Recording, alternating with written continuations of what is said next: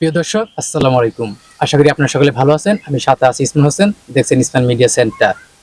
তো আজকের অতিথি আমাদের সাথে আছে মাওলানা আতিকুর রহমান জাফরি, একজন ধর্মীয় আলোচক, এছাড়াও তার ভাইস প্রিন্সিপাল দারুন নাজাত ইনস্টিটিউটে।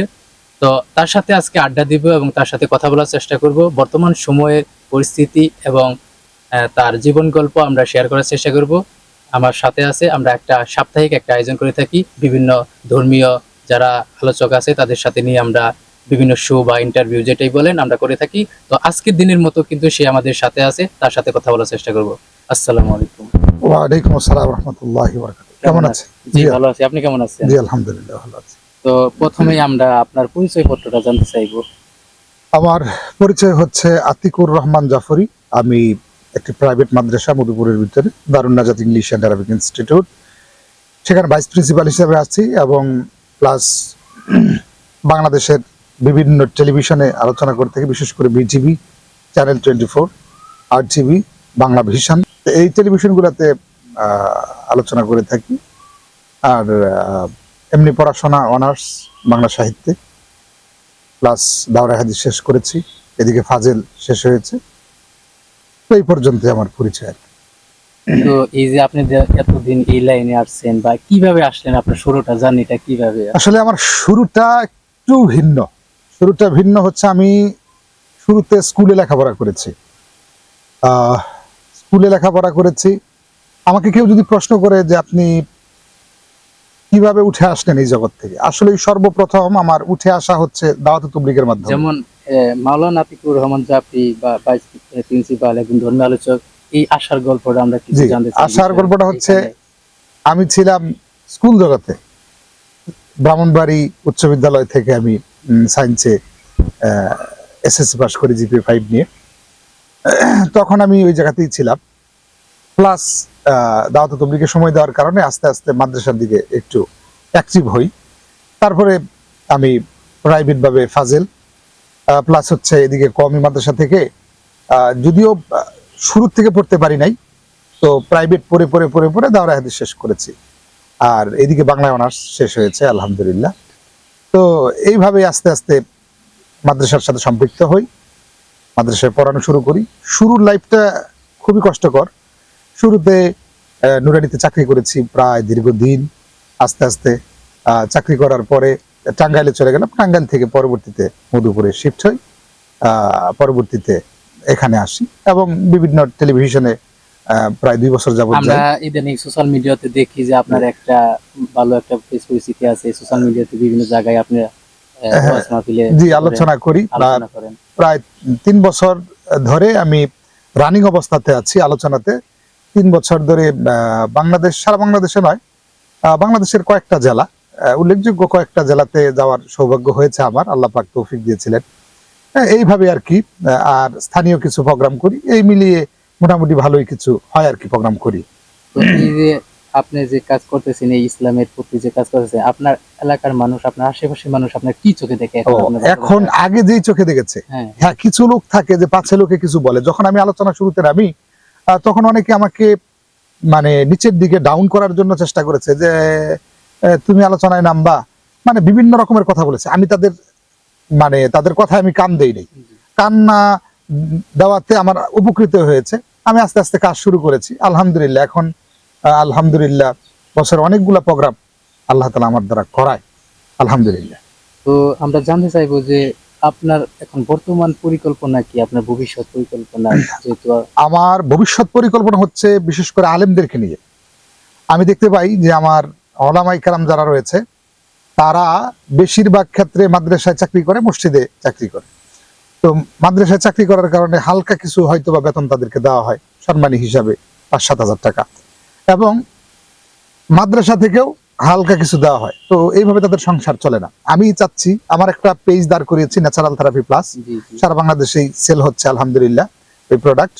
তো আমি চাচ্ছি যে সমস্ত ওলামায়ে কেরাম যাতে স্বাবলম্বী হয়, তারা যাতে কিছু করতে পারে, তারা যাতে মসজিদ প্লাস মাদ্রাসার পাশাপাশি নিজেরা যাতে ভালো কিছু করতে পারে, এবং আলেমরা যাতে ভালো একটা পজিশনে সমাজে দাঁড়াতে পারে।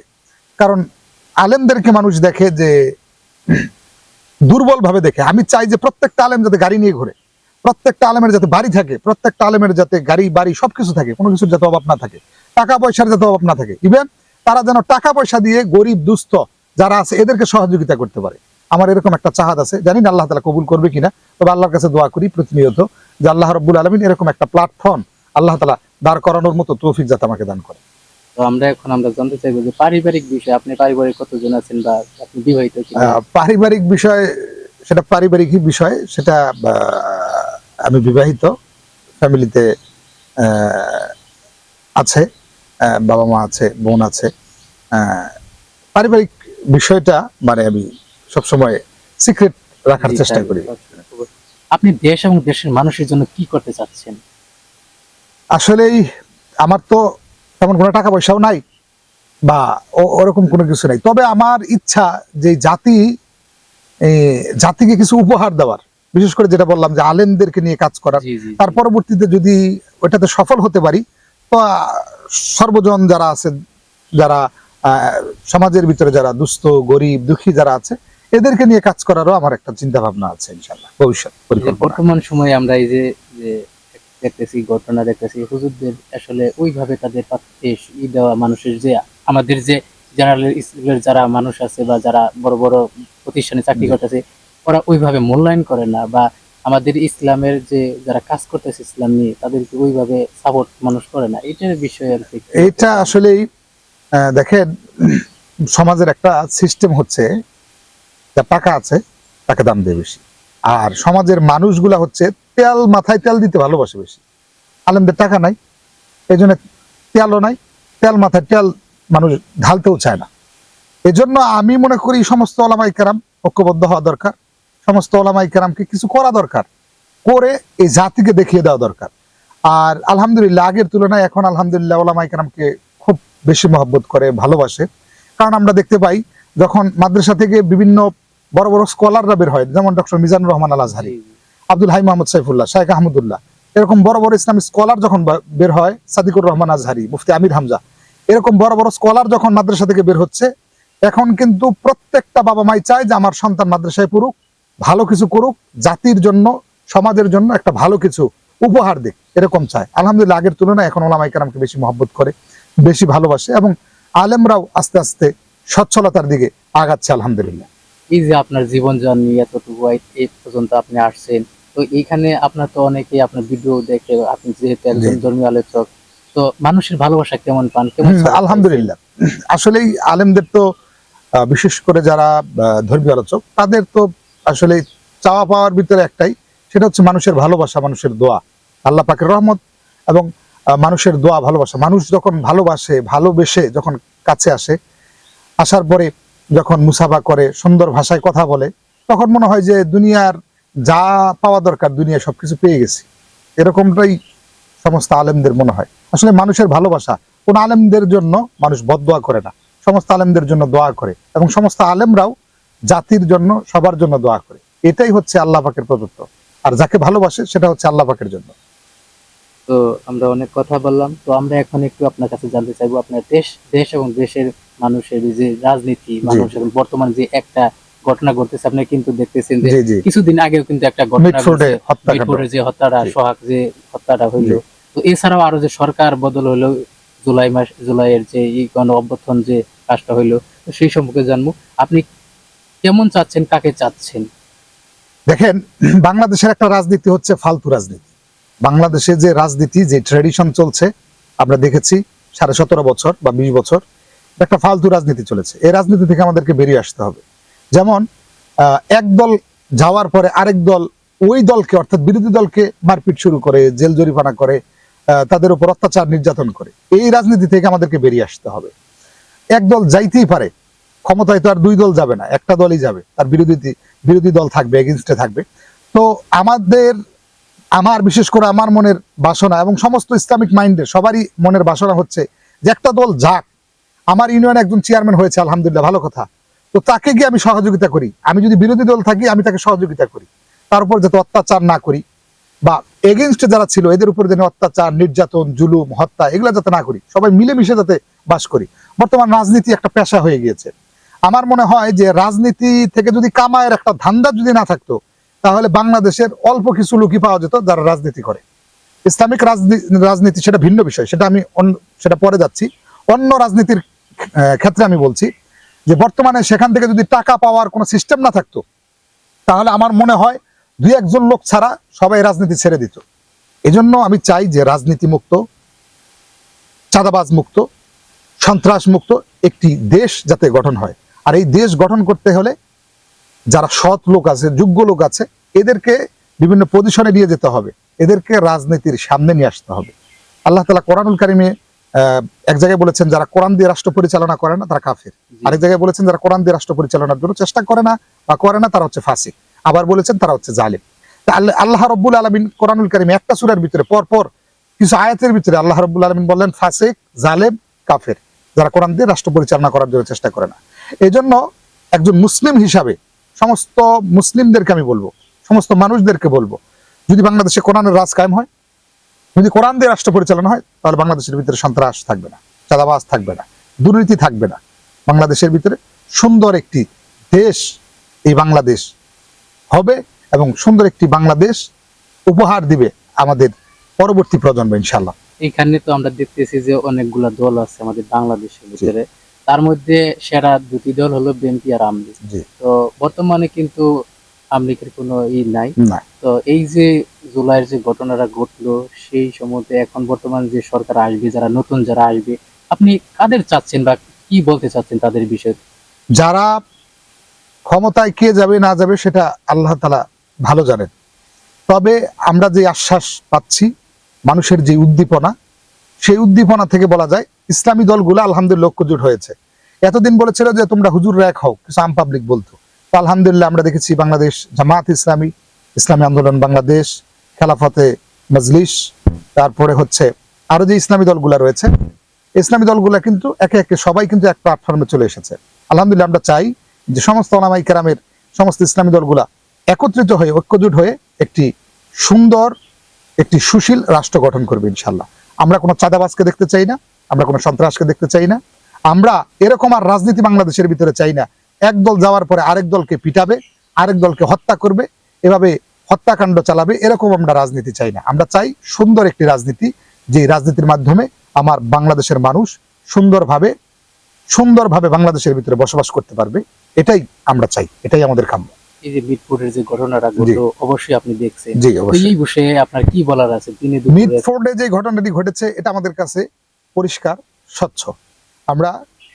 আমি কোনো দলকে ইন্ডিকেট করে বলছি না, যারা এই ধরনের কাজ করেছে খুবই ভয়াবহ একটা অপরাধ করেছে তারা।